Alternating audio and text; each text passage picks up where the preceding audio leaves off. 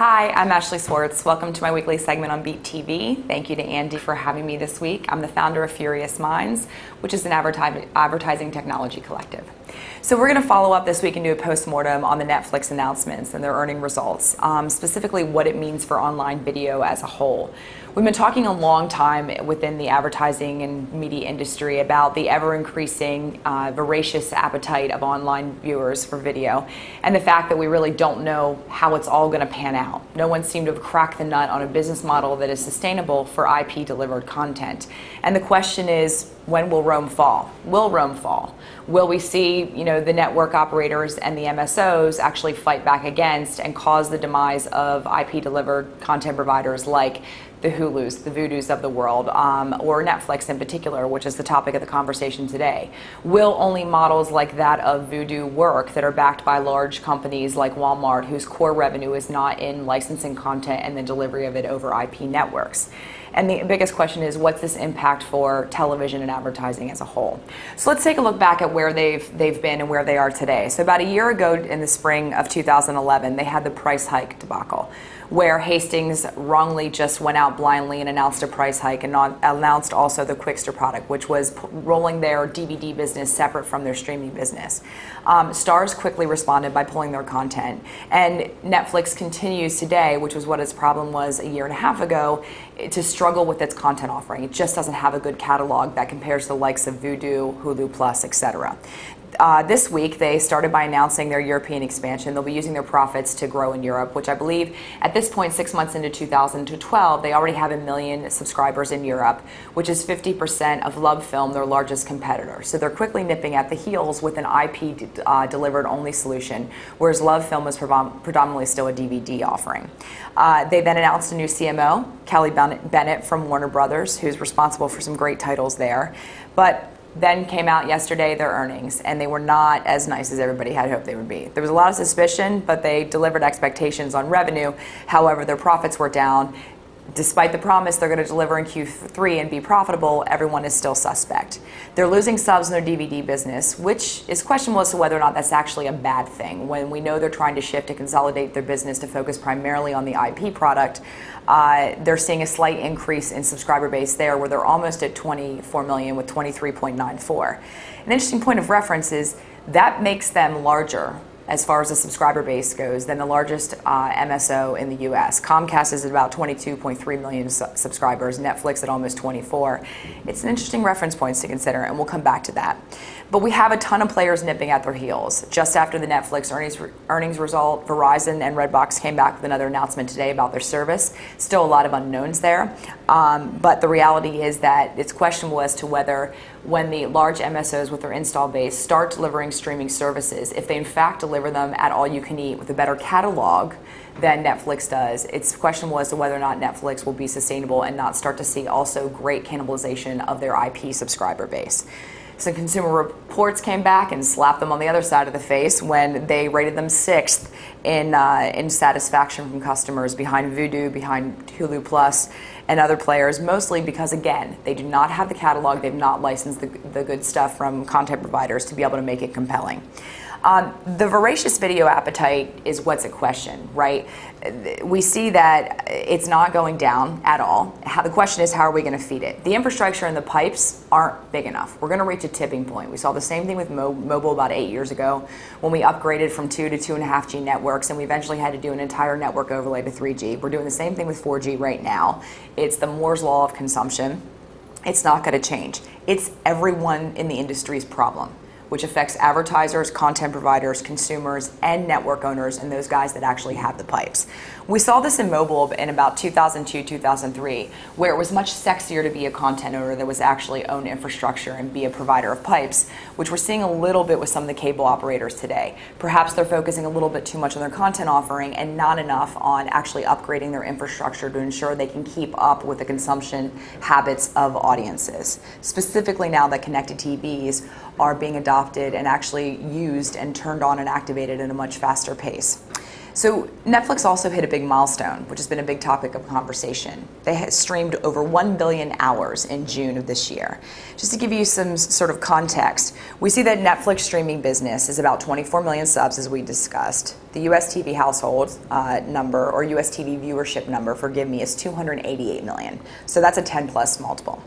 Netflix viewers on average watch about 38 hours of streaming content, where television audience viewers on average watched 100 plus.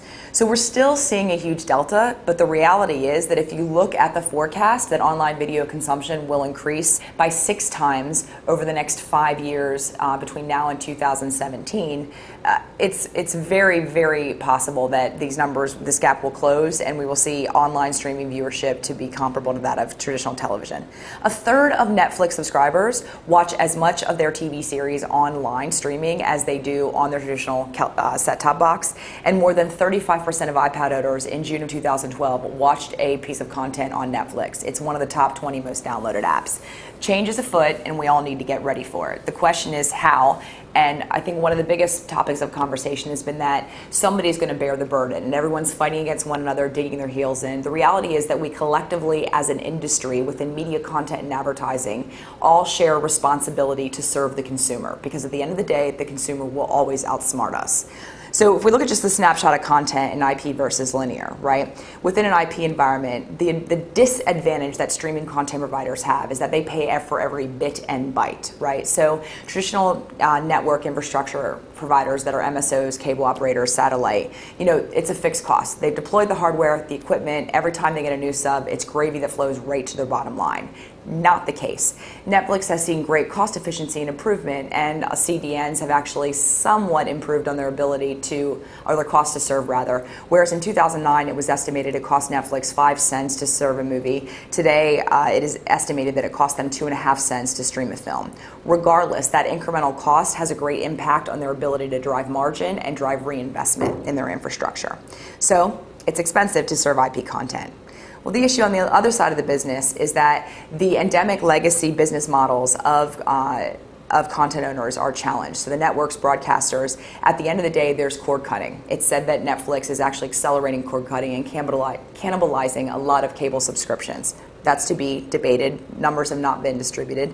But if that's the case, then they're actually losing some of their core revenue stream, which is the sub revenue they get from cable operators. And now we're seeing that time is being cannibalized.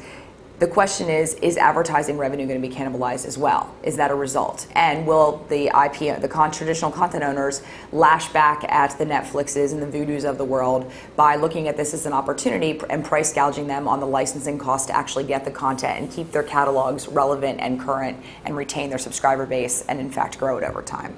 Carriers have a totally different challenge, right?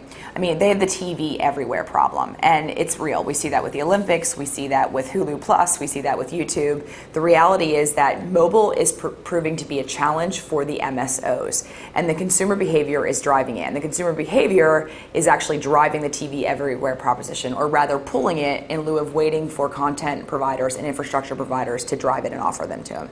So their costs are going up. They need more efficient networks. Things like transparent caching, which improve the efficiency and reduce video sort of consumption or video weight on the network by 60 to 80% by virtue of putting that which is most greatly consumed and in demand, sort of locally distributing it. It's less of a burden on the network. Technologies like this need to be adopted faster. Forget laying more pipes. Build more efficient pipes and improve upon them. Re-engineering is as important as deploying and expanding networks right now. The cost to serve needs to go down, and the ability of the networks to be more efficient needs to go up very, very quickly. It needs to go up at a faster pace than the appetite of video consumption is increasing. It was interesting, in January, AT&T Wireless announced that they are putting a cap on their costs of Netflix yearly to $360. So everyone knows the sort of the old wives' tale, which is actually true, is if you travel overseas, you leave your iPhone on roaming, what's the bill you're going to come back to? It's a 6-7 figure number, right? Well, the reality is that possibility exists also if you stream content, which has greatly impeded the mobile video advertising proposition and mobile video content and proliferation, because subscribers don't want huge bills. So AT&T has actually capped that, but the question is, how long will that be sustainable when consumers actually start to be aware of that benefit and they start to utilize it and make the most of it? Then we come to the consumer, most important, the audience, right? In 5 years, 6 years, we suggested their appetite's going to go up substantially. It's going up every day. And the reality is that much of that incremental additional consumption is occurring on the mobile device. We're seeing that with the Olympics right now, and we're seeing that with content, whether it's television or it's long-form content and from studios. The reality is that audience behavior and their consumption is changing faster than technology providers and network operators can keep up. And that has put us all in a substantial conundrum. Advertisers don't know where to go to reach an audience. They don't know where the audiences are going because they're moving so fast and they're on so many devices. No one's really figured it out, and there's a lot of challenges that lie ahead.